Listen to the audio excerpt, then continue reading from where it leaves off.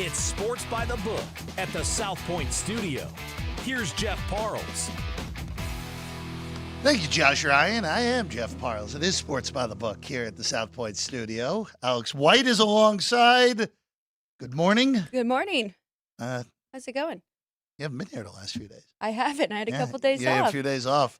Well, we'll have a new schedule starting, new time starting next Wednesday. We'll discuss that on Monday. But you got us today here at 8:30. You got us tomorrow at 8:30. Lou Finicaro tomorrow with us. Vinny today with us. And then a 3 o'clock on Monday, getting ready for the national title game on the men's side. Women's side title game tomorrow. We'll get our early thoughts on that actually right now before we get into the men's side of the Final Four. You bet South Carolina yesterday, Alex White. And you didn't watch the game, at least in the first half. That game was a one-point game at halftime. And then the Lady Gamecocks just steamrolled the Wolfpack in the second half, 78-59, covering all numbers with ease. And then the late game, produced, wasn't very good game. It was a weird game. It was. I don't want to call it clunky because I think that might be unfair, but it was more of a grinder, which Iowa doesn't play grinders. 90 points per game on offense, free flowing. It was not that. Yeah. But Iowa finds a way, 71-69. It was not a particularly good Caitlin Clark game, and she still had 21, 9, and 7, and it just shows what the expectations are at this point. It was Hannah Stuelke who really saved Iowa in that one yesterday. Everyone is talking about the illegal screen call at the end of the game on Aaliyah Edwards. All I'll add at this point is if the roles were reversed, that Iowa's not getting called for that. That's all I'll say. That's the only thing I'll add to that. The Iowa Hawkeye women are the only team that get as many calls as the Lakers at this point. So, we got a really good championship game. It's 6.5, 159. South Carolina's favored over Iowa tomorrow. All I'll just say is, in the early numbers that popped, very, very early, they were 4.5. So the market bet this pretty darn quickly on South Carolina, and I think correctly so with what we've seen from both of these teams all year. Again, the Gamecocks going for an undefeated season tomorrow in Cleveland. You're right. I think Iowa, credit to them because, like you said, they did play a grinder. They looked good in the second half. Struggle for Caitlin Clark at the beginning. I don't think she had a 3 until that second half, that third quarter there. But the rest of the team really stepped up. I think they were the better team. But it's kind of been an easy road for them, right? You said it. They were lucky to beat West Virginia. They played an LSU team that was not the same team as last year. And then they have this UConn team that just wasn't healthy. They didn't have enough depth, and that really showed up in the game yesterday. So now they face this undefeated South Carolina team, and I think they're going to have their hands full. We'll have a full breakdown on this tomorrow, but at least just wanted to get those initial thoughts out on this one where, again, this will be I feel pretty confident in this prediction. This will be the most watched women's college basketball game ever. Might not even need the word college at that point. Maybe it very well be the most watched women's basketball game of all time tomorrow at 3 o'clock Eastern, noon Pacific start time for that one on ABC. Again, just the fact that everyone last night was talking about that foul just kind of shows how the women's game has finally made it to the mainstream. Finally has gotten there. And honestly, long overdue at this point, especially on the collegiate side of things where, again, it's been unbelievable quality the whole way through. Obviously, the the professional league, of course, the quality's there. We know that. But it has been there all the way along. Yeah, we've had a lot closer, better games throughout this women's tournament, wouldn't you say? Both on Monday. Depending. Iowa Iowa LSU was fun. Iowa ended up being obviously the correct side. USC UConn was good until the last 4 minutes, and then all the USC futures went up in flames. But look, it was it's you got the best player and the best team, where you could have the player of the year against the best team on the men's side as well. Right. So you can end up with basically a mirror of what it is on both sides, with the quote-unquote lower seed wearing black uniforms, which Purdue would be on Monday if they win, play UConn, and Iowa will be tomorrow against South Carolina. All right. let's go to the men's side of things. Let's go there, Alex. Purdue, NC State. First game today. So we have 9s across the board, unlike the other game where there are some differentials in the number, not significant, but 11.5, 12 in the other game. But 9 blanketed across for this one. Of course, NC State, as we know, the miracle workers out of the ACC, 5 in 5 days. Only Kemba Walker's 2011 UConn team, the only other one to do it. Of course, they won a national championship. Now, again, the circumstances quite different for that UConn team as opposed to this NC State team that needed to win all these games to even get into the NCAA tournament. UConn was going to just help their seeding out, which, honestly, butterfly effect in that Big East title game against them in Louisville. UConn wins. They get the 3 seed, easier road. Louisville got a 4 and lost the count of 3 to Morehead State right out of the gate in that tournament back in 2011.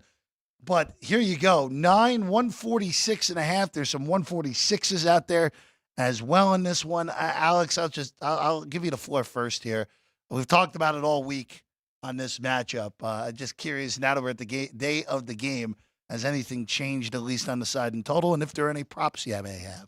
I just think we have to stop saying that you can throw out the regular season stats and this team is who they have been the last 9 games to get here, because when you look at all 4 of the teams remaining, the medians are pretty even across the board from their regular season, conference season, now to in-tournament play, except for NC State. They are significantly higher, and I think that is going to eventually catch up with them, and I think it's going to be here today against this really good Purdue team. But when you look at DJ Horn, let's start with Horn first.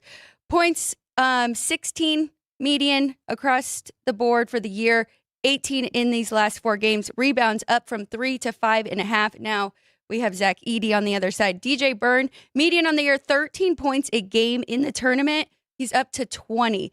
So he's playing a little bit longer minutes here, but I really just think this is going to show up for the Wolfpack in this game. And then on the flip side, you said it on Wednesday, in that Tennessee matchup, Purdue, no one shot well besides the 2 stars on the team. Purdue got through that game, leaned on Edey, and now I think that he's going to be able to lean on his supporting cast in this one. I think it's going to be more about the guard play in this game than the big men down low that everybody's talking about, where we have Burns against Edey here, because I think they both could get in foul trouble, and I think Purdue's going to try and stay on the perimeter more. So the thoughts have been pretty well clear through the week for me on this. But you look at the way this game has to be officiated. And again, I hate that this is the handicap, but this is what the handicap has to be when you're dealing with, basically, even if it's Purdue UConn, you at least have to have it in the back of your mind because, I mean, if the refs do something ridiculous, like put 2 fouls on Klingon in the first 6 minutes, then all of a sudden that's a totally different handicap when it's Purdue and UConn. Getting ahead of myself, I understand, but we are talking about a 9 and an 11.5 point favorite in the national semifinal where, again, you expect both of these teams to be there on Monday night in Glendale. For this one in particular, again, I've said it all week, I am very concerned that NC State right away is going to be in brutal foul trouble, where Mo Diarra, you have to anticipate he's going to draw the assignment on Edey. Burns can't guard him. It just won't work. Burns is a bad defender to begin with, and he's too small to guard Edey. I know that's weird to say, but, I mean, 7'4", 6'8", too big of a height differential, even with all the beef that Burns has. Middlebrook, same sort of deal. It's just a really hard matchup for anyone. And look, it is a very physical 7'4" giant. He is very hard to officiate. I understand that. There's a ton of contact every single time. I get that. But that is part of the handicap in this game, where I just wonder if you're NC State.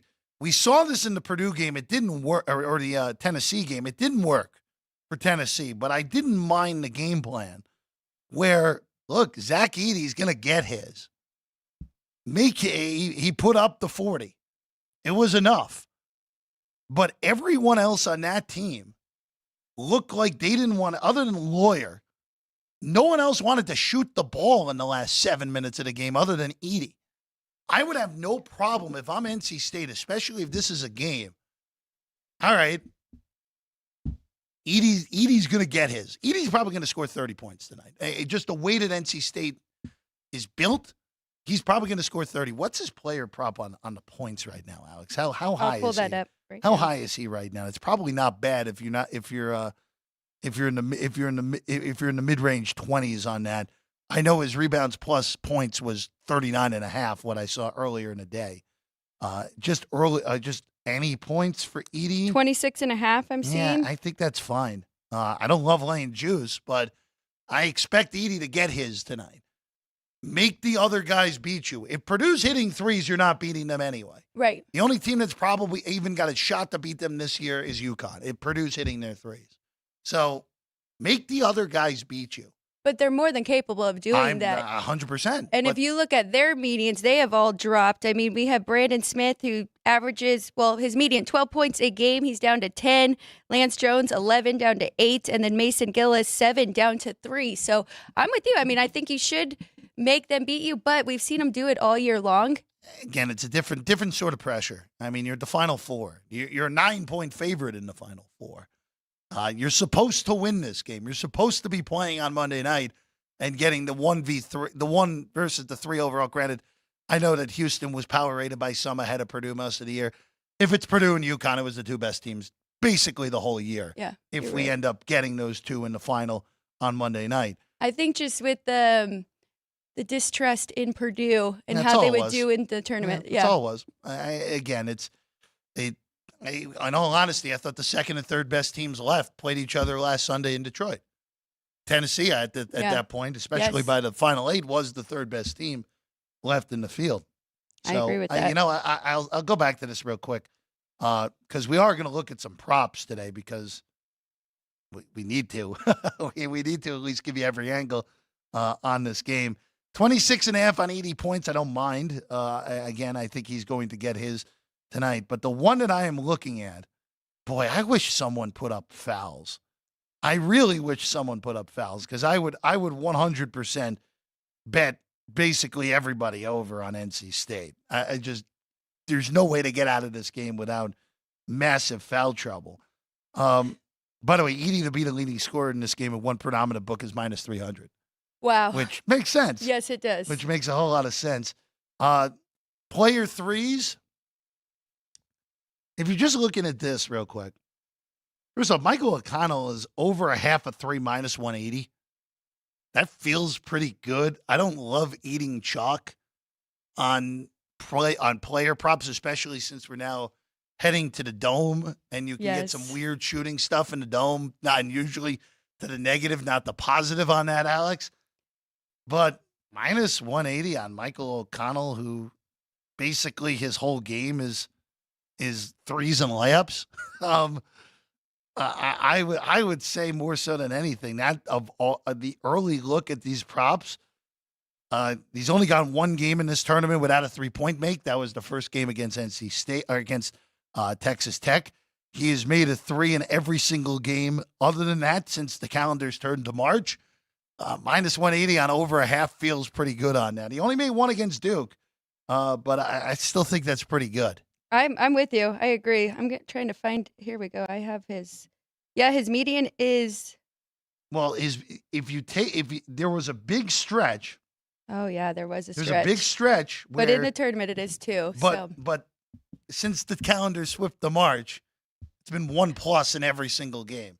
That stretch from the 16th of January through February 27th, wouldn't even consider betting this. But it's the more recent sample size indicates that would be a play.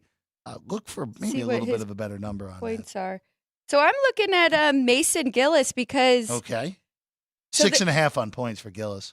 I'm looking at over 1.5 3-pointers for him. So he had none in the last game against Tennessee. And I got even money yesterday. Since December 5th, there's been 7 games, not counting that Tennessee game, 7 games where he went 0-4. And in 5 of those, he only took 1 attempt, one 3-pointer attempt. After every one of those games, he had at least 2 3-pointers the next game. So I'm looking for him to come off the bench and them to utilize him more in this game. So over 1.5 for me for Mason Gillis. I didn't really look at the NC State side too much, and now you've got me interested Well, to them. so here you go. Predominant numbers out there right now. If you're going at Purdue side, Braden Smith, 11.5. Lawyer, 10.5. These are points. Lance Jones, 11.5. Mason Gillis, 6.5. Edie, 26.5. Where's Cartwright? Where's Kaufman Wren? Why are there no Kaufman Wren numbers here on this site that I'm looking at? That's the guy I'd want to look at. The attention could be all fully on Edie in the post. That's interesting. Okay, well done there. Missing one of the key players on the team. That's good. That's real good from one national book. That would be the way that I would look at it. By the way, player threes was the one you're looking at here. Yes. No one in this game is more than a 2.5. DJ Horn's the only one who has 2.5. Everyone else's total comes in at 1.5 or lower. Horn's over 2.5 is plus 140. I'm not saying bet that because, again, you're playing in a dome. You can get some weird stuff with the shooting. But it is interesting to see that it is a low number for player-made threes in these games for both sides of this game, Alex. Well, and we talked about it with Jim Root, right, on Wednesday about the adjustment here. But they have had some shoot-arounds. They've all practiced there. So you would think those really good 3-point shooters that are about 45% will adjust just fine. So I did like a few of those over 1.5s. Be interesting to see here. One other note that I want to at least bring up. NC State, as we talked about with Jim earlier in the week, they historically have been a team that likes to press. They haven't done it much in this NCAA tournament. They've done it a little bit differently. This would be the matchup, but I would try to go back to that. Even if you're not doing a turnover press where you're trying to high trap no. I would just do what Ohio State attempted to do and it succeeded against Purdue. Grind the game down and make Purdue start their offense later in the shot clock. Make them take 8 seconds every time to get the ball over the timeline. So they're really starting their offense at 12, 13, 14, as opposed to earlier in the shot clock. Make it harder for them to get the ball in the Edie. Make it harder for them to run their offense like they normally would. Remember that Purdue game against Ohio State, if you look possessions-wise, the slowest games they've played all year. They played a 61 against Maryland and a 62 against Ohio State. They also played the 59 against Gonzaga, but that was a little bit different because Purdue shot the lights out from 3 in that game. Slow it down. Make them play slower. I would absolutely go that way. Again, that Gonzaga game I'm throwing out. That was, I mean, Purdue in that game from 3-point range was 9 of 20. So they were great from 3 in that game. And they were especially great in 3 in the second half. So I'm throwing that one out. But slow it down, try to force turnovers. That's the best way to beat this Purdue team at this rate. The Buckeyes really had Purdue all thrown off. Their offense was thrown off. So I agree with you. I think that is the route that NC State should take here. All right, we're going to take a quick break. When we get back, we'll go to the other semifinal. UConn in action, looking to complete a dominant run to back-to-back titles. They're going to take on Alabama. When we get back, we'll break it down. Sports by the Book, South Point Studio. From the South Point Studio, the perfect blend of sports. But I think the Niners are going to wear them down. Detroit Pistons lost their 36 games. Comedy. See over-under on that relationship lasting. I'm going to put mayo in the coffee. Yes. I am beautiful. And a whole lot of Pittsburgh. In Pittsburgh. Pittsburgh. Yeah. Pittsburgh. Join Ryan McCormick. That's at least 2 picks outside of our own in the first round next year. Oreo. And host Frank Nicotero. I look at the clock, I go, ah! Ah! Oh! Watch Punchlines live at noon every weekday.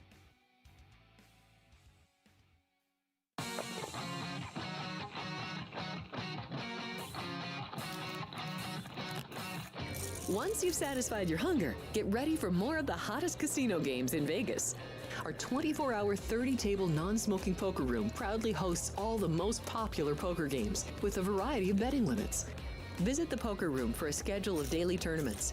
Whether you're going to hold 'em or fold 'em, the best place for poker is at South Point Casino. You'll notice that our craps tables are usually the loudest in the casino. If you've never played, join one of our free craps lessons to find out what makes this game so exciting. Check with the craps dealer for schedules and give it a roll. Bingo is also an exciting way to spend your time. We offer 7 sessions of bingo every day. Bingo! And each session includes a cash ball jackpot, 12 bingo games, a progressive double action game, and a $10,000 bonus coverall. Electronic units are available. If you haven't played bingo with us, give it a try today. Guests can also get in on the action at our one-of-a-kind race and sports books. 2 separate rooms designed to maximize your experience and comfort. Our sports book, with over 400 seats, puts you right in the middle of the action, 24 hours a day.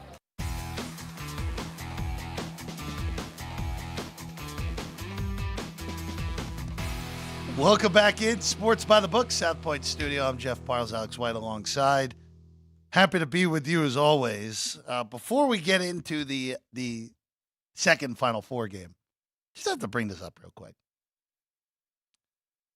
Last night in the association, Alex White, in the NBA, and this was even before the conclusion of the late games last night. This is from our guy, Doug Kazarian.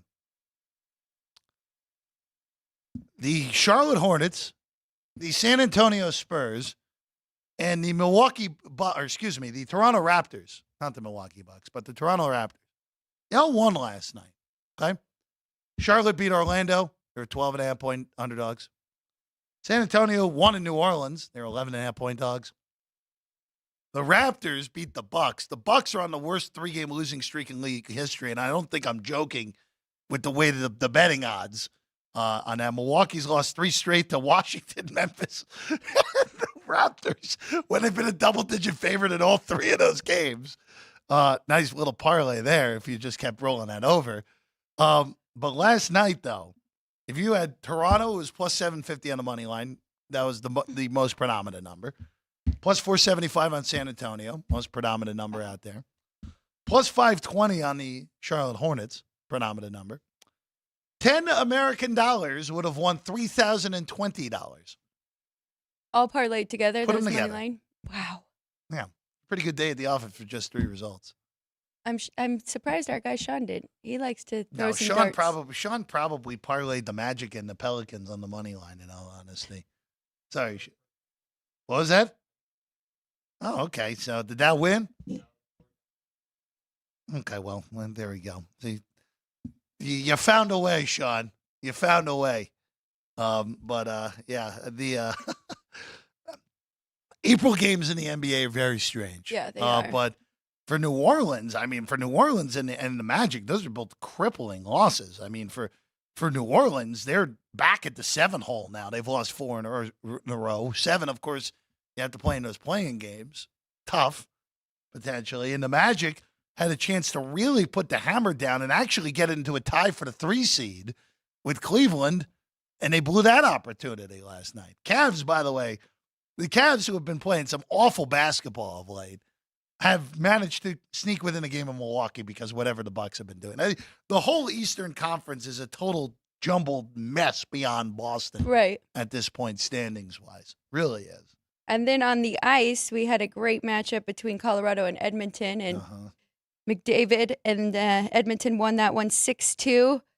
Buffalo took advantage of the Flyers, who had a new goalie playing. They won 4-2. Rangers beat the Red Wings. That game did go over that 6. And then Vegas gave up a 4-1 lead in the third period and lost to the Coyotes. 6 goals in the third period for Arizona, a franchise worst for goals in a period allowed for VGK. Again, they haven't been playing hockey very long, but 6 in a period is pretty awful. Again, we talked a bunch of hockey yesterday on the show with Chris and Vinny. It really does feel like at this point, at least in the West, Dallas a clip above everyone else in the Western I Conference. agree. East a little more jumbled in that ridiculous race for the 3 seed in the Metro / the second wild card in the East. The Islanders currently hold the 3 seed in the Metro Division right now, despite a negative 25 goal differential. Flyers have lost 6 straight. Capitals have lost 5 straight. The Capitals, if they made the playoffs, I'm on record on this, would be the worst playoff team that I can remember, which would absolutely mean they're winning a playoff series. Yeah, they could. Most It's hockey. definitely. Anything can happen. You know that. Yes, especially in the playoffs. So, yeah, I would not be surprised. Even though those top teams just seem so much better, with the Rangers, the Canes, Boston, and Florida went on a terrible streak as well, but they are still a very good team. Had some injuries, but it's getting interesting. I think we have 2 more weeks in hockey. 2 from the playoffs start 2 weeks from today. Okay. Very, very excited about that. But, Vegas was playing a lot better, and then I don't know what happened in that period. And that's funny you say franchise history, that's the worst, because remember that first year when they made that huge run, they lost to the Sharks. They were knocked out. You remember this game? And they gave up about, 3 or 4 goals in a few minutes. There was a major. They were shorthanded. Sean's shaking his head, yes. So, yeah, that was the worst up until yesterday. Yeah, it was pretty bad. It was pretty bad, to say the least. All right, to the other game in the Final Four. UConn, domination in this tournament. Again, UConn has not played a game within single digits in this tournament. Actually, you know what? I have to make sure that I get this one right here, Alex, because silly me to not even look at that 2022 tournament when they lost to New Mexico State. That was within single digits. So they did last time they played a game within single digits in this tournament. It was a loss 2 tournaments ago in 2022 as a 5 seed against 12 seeded New Mexico State in that one. But here you are, this tournament alone for UConn. Wins by 39, 17, 30, and 25. Of course, the game against Illinois, they had the 30-0 run, which is still one of the more ridiculous things I can remember in a basketball game. And now they take on Alabama, who, it's pretty funny, Alex. One of the teams I don't want to say we've ragged on them all year, but they've been one of the harder teams to cap because of the way they play, even though, again, going through it, I went through everything just of what I bet this year. I bet Bama a grand total of 1 time on them in a game that featured them in a neutral site or home game this year. The only time I've ever bet a Bama game this year was when they were on the road and wanted to fade them on the road. That's it. Yeah. This spot, I'm not touching this at least at 11.5. This is the last game of the night. This is the 6 o'clock game here on the West Coast. I'm curious if you think this game will keep climbing up. Well, let's see what Vinny has to say when he comes in a little bit. But if this thing climbs, gets back to 12, maybe gets through 12, maybe it is worth a look of Bama. Now, granted, you're going against the juggernaut. Yeah. You're getting in front of the train going 300 miles an hour right now. But the way Bama plays, the variance is so high, you could get one of those good 3-point shooting games that keep Bama in this game. Absolutely. And they're playing loose and free. They're playing with house money. They didn't expect to be here this year, so I do think that'll help them as well. We know UConn's whole travel debacle, so Alabama probably has a little more shooting time to practice there and maybe feeling a little good about that. But this team is really good, and they've been good for a while, and that's what I keep trying to remind people is last year, this team was 4th overall, and they were a top 3 defense. So they did return some players, and I think that this year they just decided to focus on offense, and we've seen it with a lot of teams, Illinois, Kentucky. They're just loose and free and playing their brand of basketball and shooting threes as often as they can. But I think we've seen Alabama's defense really step up in this tournament. Now they're playing the Huskies, and this is a whole different beast, but I think we're going to have a good game here, and I think they're going to at least hang in there for a half like Illinois did. So I'm going to wait and see if I can get a better number on Connecticut in this one. The second largest favorite in the last 60 years for the Final Four, UConn is. They're the second biggest favorite. The only one who's bigger than that was actually the pandemic tournament of 2021, where Gonzaga, this is so recent, I even forgot how big of a favorite Gonzaga was in that game. They were 14. Of course, that game, we got one of the greatest Final Four games ever. That was Jalen Suggs hitting that banker from about 32 feet to win the game in overtime by 3. UCLA almost pulled that big stunner before Gonzaga got whipped pretty good by Baylor in the national final. What seed was UCLA in 11. 11. They were in 11. Remember, that was a first 4 to Final Four job by UCLA. That's what's so shocking about this line here, Jeff, is it's a 1 seed versus a 4 seed. Like, the first game, Purdue, makes a little more sense there, but, I mean, that's just credit to Connecticut. That's UConn's power rating. It is. I mean, it's the correct number. They're just so much higher than everyone else. I mean, they're going to be 6, probably 5.5 against Purdue in a national title game, unless if there's an injury that happens for either of those teams in today, which obviously we hope that does not happen. But I mean, look, if this was Clemson, I mean, we would be talking about the largest line in a Final Four game if we had Clemson. Yes, we just would be. Yeah. I mean, it would be one of those where you end up with a 16, probably 15 if it was Clemson in this game. We get Bama, where Bama comes from behind in the first half, wins the game pretty reasonably in the second half. But again, Alex, this is I'm not going to say don't bet UConn. If you want to go out there and lay the points with UConn, I can't even argue with it. Just look at what's happened in this tournament. Look at what's happened all year with them, where, I mean, the last actual close game was, and again, with Seton Hall winning the NIT earlier in the week, and St. John's producing the last reasonably tight game against UConn. It's like, why were these teams not in the tournament? UConn has only played 2 games within, and actually this goes oh my gosh, since the Super Bowl. Okay, that was February 12th.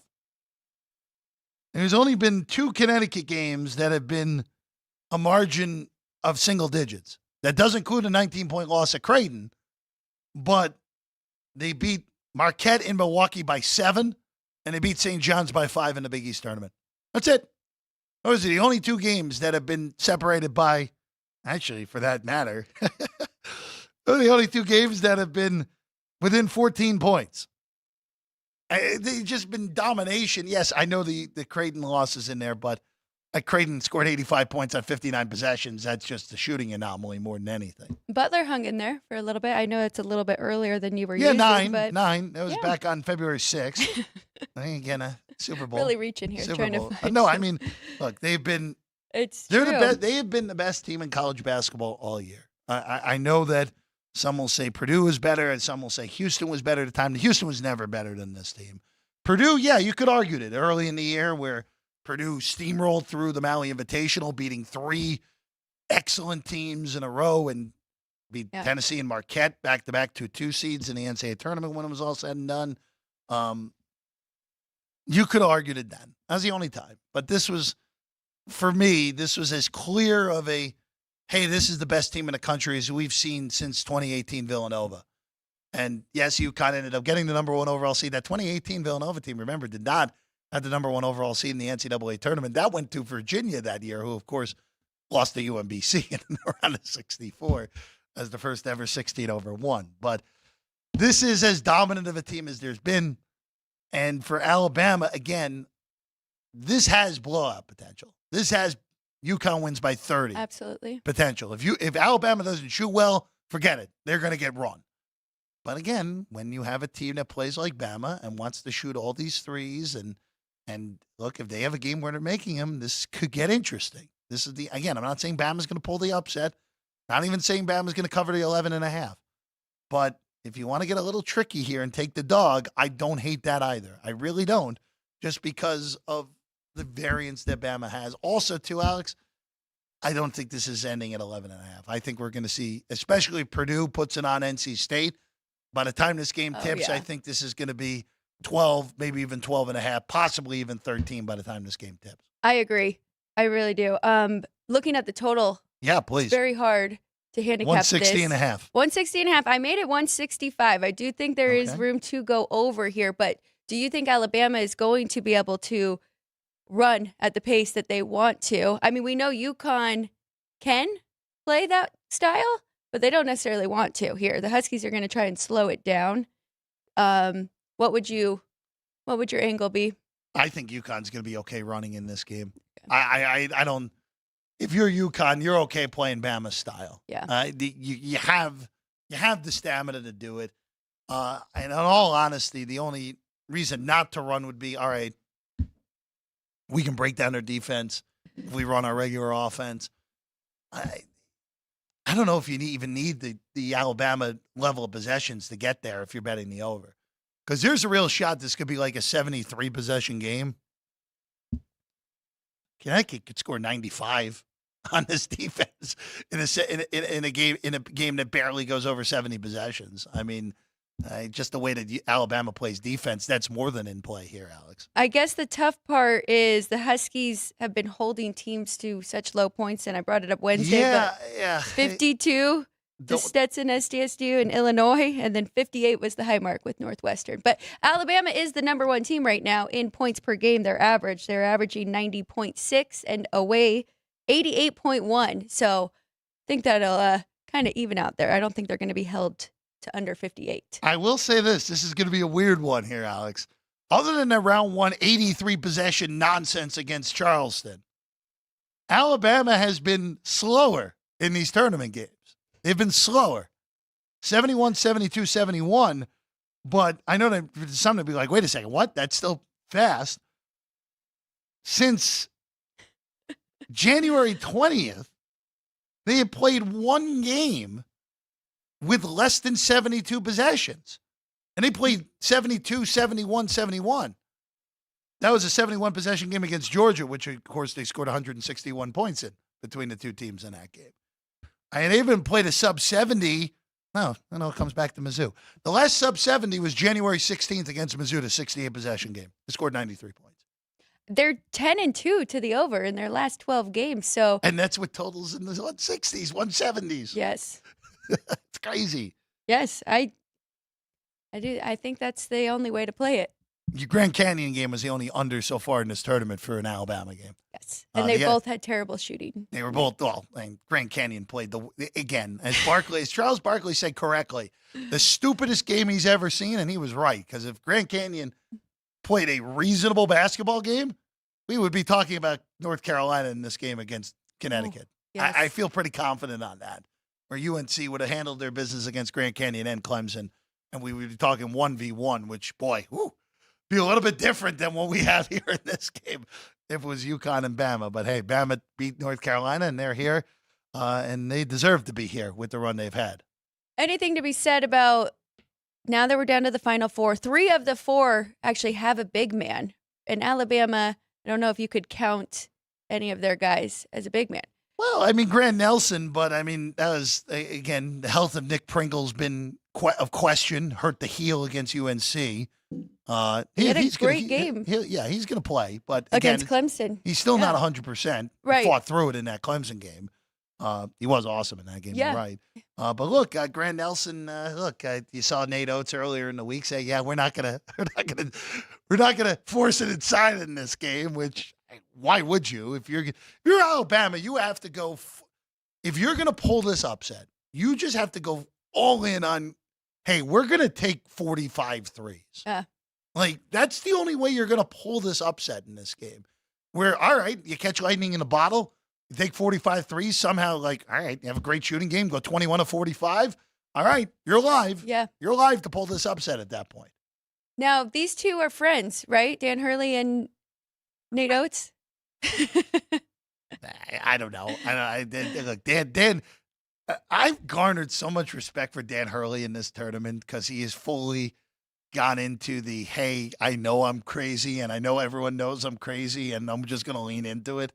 I don't know, actually. That's a good question, but it would make sense because Nate Oates was Bobby Hurley, of course, Dan's brother, was Bobby Hurley's top assistant in Buffalo.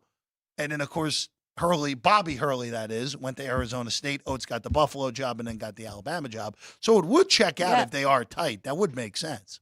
Yeah, I did. I heard a few of their press conferences, and they did ask Hurley about being friends with him and what this means. And, and Hurley was like, it kind of changes in the Final Four. We both did something great. We're both here, but now, it's business. And I've gained a lot of respect for him too, as well, Jeff. Listening to his press conferences and everything, he just really knows how to talk to athletes and motivate them. And his response to the whole flying thing was excellent as well, because he was like, of course, after I, went through it, now you just got to realize how grateful we are to be here and to be back here again. And you can just tell that he really knows how to connect with his players.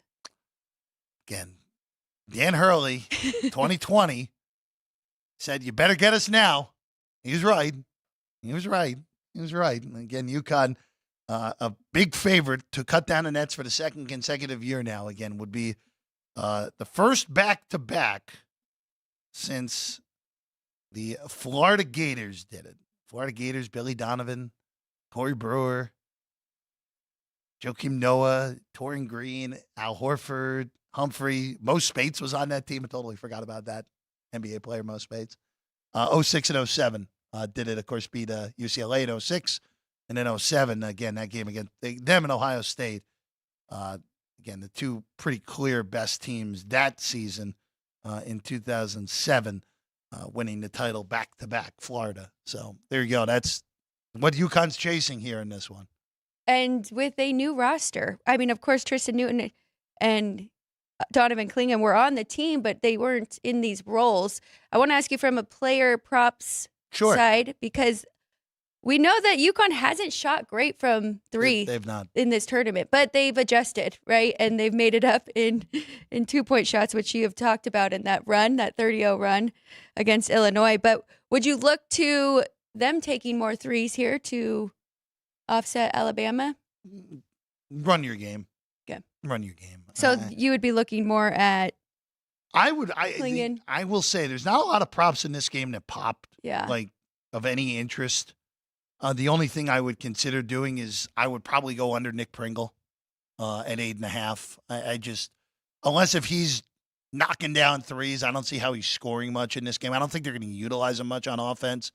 That would be the only one that I would look at, period, in this game. I will tell you, I did take a small, and by small I mean tiny piece of Alex Caravan, 60-1 to win most outstanding player of the Final Four.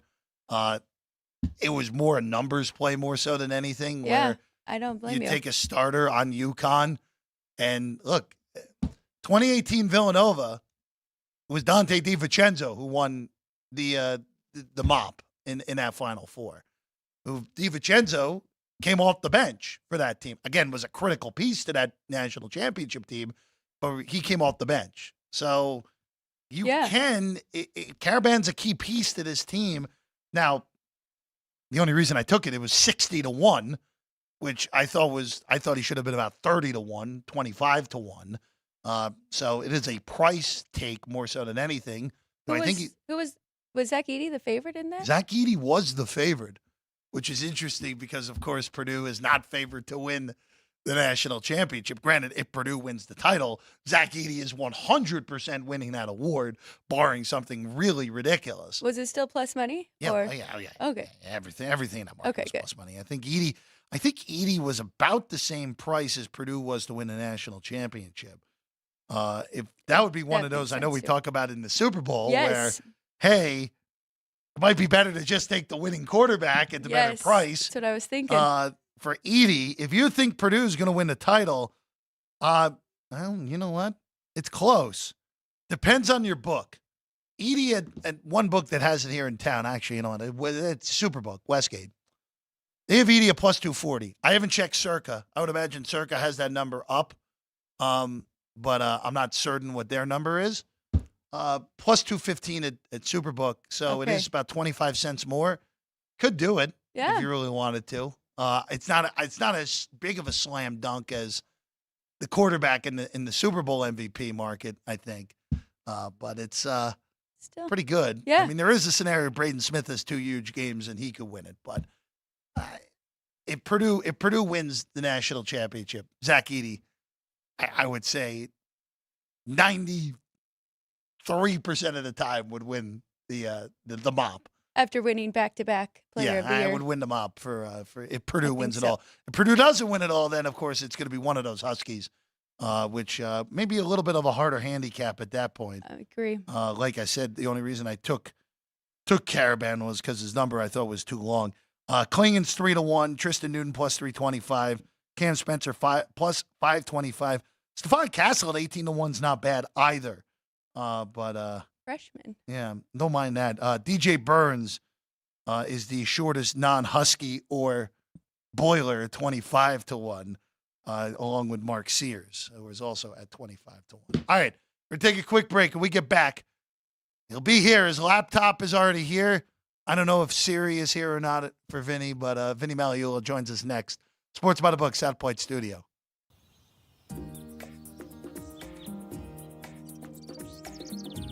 South Point is also proud to provide a variety of relaxing amenities for the guests who want to be pampered. Soak up the sun and let your stress melt away in our lagoon-style paradise swimming pool. A relaxing getaway where you can bask in the desert sun and enjoy seasonal food and bar service poolside. And if you really want to escape, come to Spa Costa del Sur. From couple suites to a co-ed wet area, our spa caters to business and leisure travelers who want to unwind and elevate their senses. A visit to one of our spa's steam, sauna, or whirlpool treatment rooms will leave any guest feeling like they can take on the world. Our gaming amenities include over 60 table games and over 2,600 of the most popular slot and video poker machines. We have penny slots, including the popular Buffalo games, and real machines like Wheel of Fortune, Triple Sevens, and Megabucks. If you prefer video poker, try Deuces Wild, Double Double Bonus, or a variety of multi-denomination games. Or try your hand at one of the most popular casino table games in the world, Blackjack. Don't let the game intimidate you. Blackjack, also known as 21, is both easy and fun. And our dealers are always happy to assist. And the best part? Blackjack always pays 3-2. Next, check out the roulette tables. Roulette is one of the easiest casino games to learn, and so much fun to play. It's a favorite of both beginners and seasoned players. In addition to blackjack and roulette, our casino pit features over 60 popular table games like Baccarat, Pai Gow Poker, 3-Card Poker, Ultimate Texas Hold'em, and Mississippi Stud. So get out of your room and come join in the fun.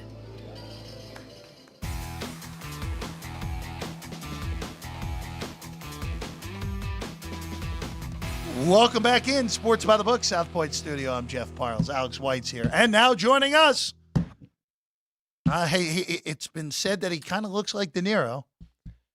Our guy, DiCenzo, Vinny Maliola. In the immortal words of Robert De Niro, a little bit.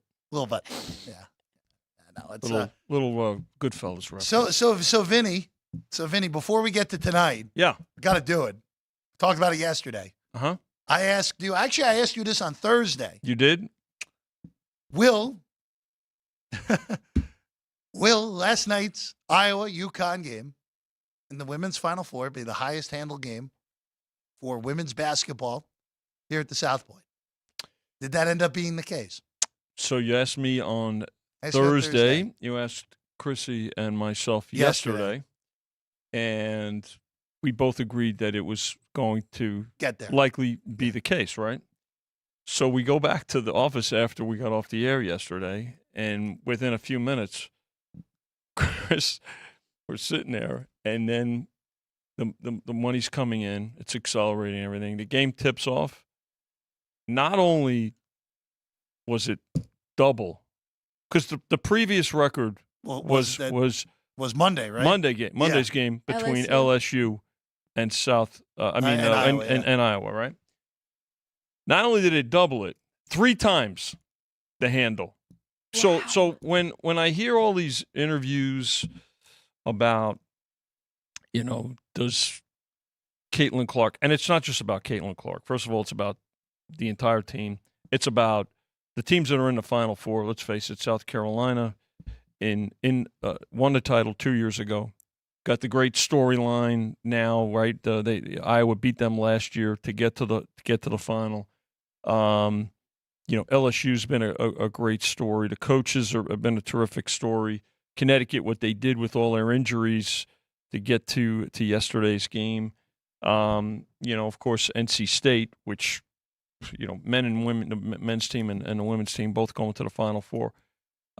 Nobody expected that to be the case. More so Connecticut, I would say, of a likelihood. So you put all those things together, right? I could, when I hear the questions about, does Caitlin Clark need to win a national championship to cement her legacy?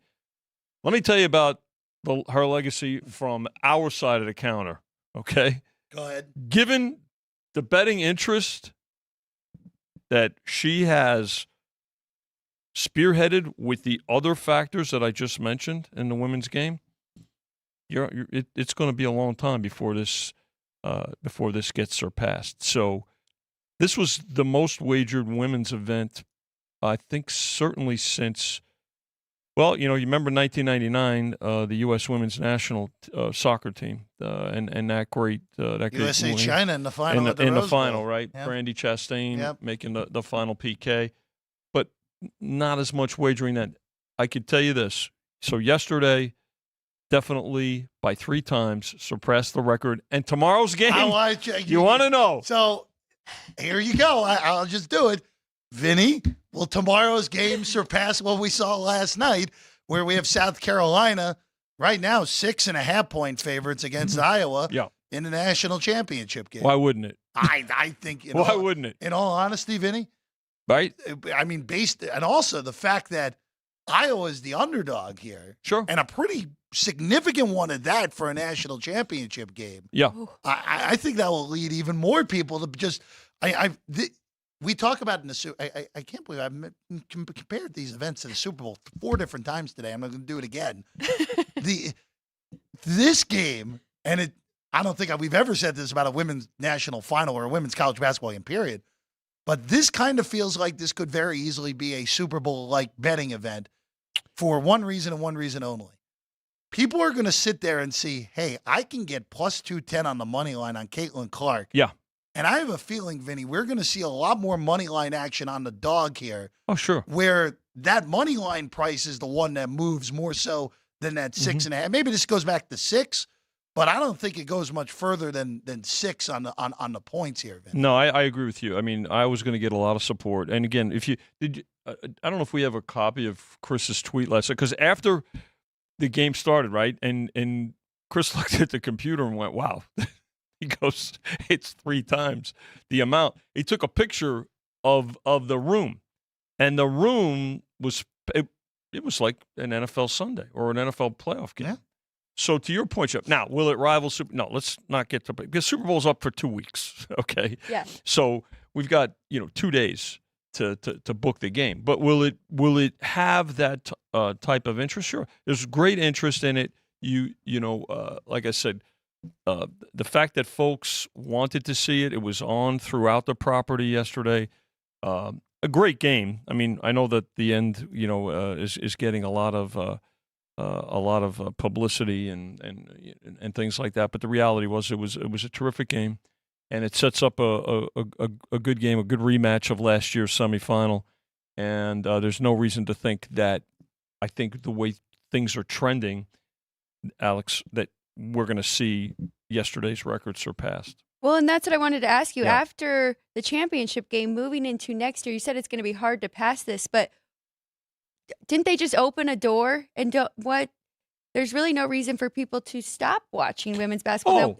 Now they've met so many other stars on different teams. Yeah. I think that this could be the new regular here and the handle on women's basketball for years to come. Well, I think that's a good point. There's still going to be some players coming back. I mean, you know that Connecticut is going to get healthy, right? And they're going to be right another year. Yes, so I believe she. Yeah. So Paige is staying one more year. So there's no reason to think that the door has been opened and it won't continue. And listen, just like in the men's game, the opportunities have expanded for more teams. Listen, again, I'm going to date myself here. There was a time when it was all about, on the men's side, it was UCLA, right, through the 60s and early 70s, right, the mid 70s. Well, the talent pool and the expanded, as did the format for the tournament, right? I also think that it's going to happen in the women's game because the NIL opportunities and the transfer portal exist there. So it's not just going to be about, South Carolina, Tennessee, Connecticut, and Stanford, Notre Dame as well. So I think that field is going to expand. And when it expands for those kinds of opportunities, and of course, the television coverage expands, then that certainly helps our business as well. So, credit the ladies, and listen, it's been fun to watch. It's going to be fun to watch tomorrow, and there's some stars not only going to return, but there's going to be some new stars coming as well. So I don't know if we'll have another Caitlin Clark, but it's going to be a little while, really maybe. Bring but a lot of eyes. But... Well, look, Juju Watkins is 18 years old. That's right. Yeah. and USC had been a long dormant program. Sure. Especially since Cheryl Miller is arguably the best women's basketball player ever. She's great, and that was 40 plus years ago now at this point. But now it's only going to get better. Yeah, absolutely. It's only going to get better on the women's side. And NIL. College. I know people like complaining about the men's side of things because people like complaining about everything. But I think now where you're going to have more veteran teams get through in the men's side, I think the NIL, assuming that college athletics doesn't implode itself for other reasons. The NIL is going to lead to a lot of good stuff, especially for both men's and women's basketball moving forward. So it'll be a lot of fun to see as we go through there. Before we go today, I want to talk to real quick, NBA wise. Yesterday, the Hornets, the Spurs, and the Raptors, all as 12-point underdogs or more. Right. All won last night. Right. Did anyone have that parlay? No. No. I didn't see no one one did three-team money line dog Our friend Doug parlays. Kazarian did the math. A $10 bet would have won over $3,000. Yeah. Would have been a good day if you had that. It would have been nice. Yeah. Sure. And we'd have paid it and said, good for you, and you'd have reloaded today. We're ready for you to bet bet Alabama and NC State on a money line parlay. Why not? Right? Keep rolling it over. Right? Exactly. Pocket a little bit, though, for sure, right? We talked a lot about the NBA yesterday. Again, the race for the 7, 8, 9, 10 in the West is incredible with the amount of quality that could be there. And then the hockey. Hockey was a weird night last night. Massive collapse in Tempe. You think? Yeah. 6 goals in 7 minutes. Is that good? I could good say for this. the Coyotes. I had said that they were, had turned the corner and were getting healthier on the air yesterday, which is the fact. But listen, first of all, credit to Coyotes, but the Golden Knights. Just imagine what's going to happen when they run up against Edmonton, Colorado, and Dallas, if they do. Because I could tell you right now that performance yesterday, especially in the first and third period, it's not going to cut it. Need Aiden Hill back. That's really what it is. Don't forget, before he went out too, there was more of the same. It's not just the goaltending that let them down last night too, and their blue line is healthy. Don't forget, their blue line goes 8 deep now, not 6. And there are, for the last 3 weeks, especially almost a month, they have had 2 healthy scratches a game on the blue line, not due to injury. And what made the Knights successful last year was that the entire team defended, including the forwards. Right.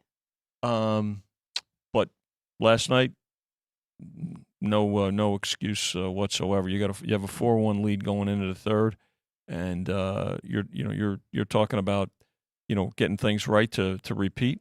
It's not going to cut it. Tomorrow, we're back, 8:30 in the morning. We'll have a preview of both title games. We'll know the field, the final two in Glendale. We'll have some baseball talk as well on a Sunday. The baseball news this morning is Shane Bieber is going to have Tommy John surgery.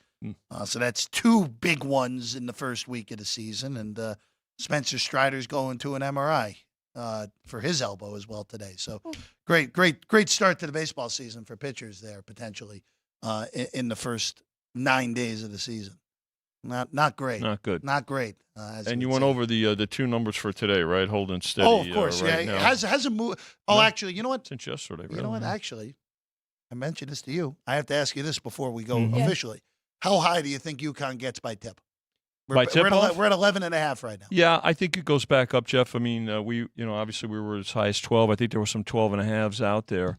There'll be carryover going to the game, especially if it's Purdue. I think you'll see, the favorites drawing attention. So I think it's probably more likely to go up than come down. Yeah. That wouldn't be shocked if we get back to that 12.5. It wouldn't shock me. By the time we get going in Glendale. We'll see you tomorrow, 8:30 in the morning. Vinny, Alex, great work. Caden, Sean, thanks for being here as always. I'm Jeff Parles. We'll see you again tomorrow, 8:30, South Point Studio. It has been Sports by the Book.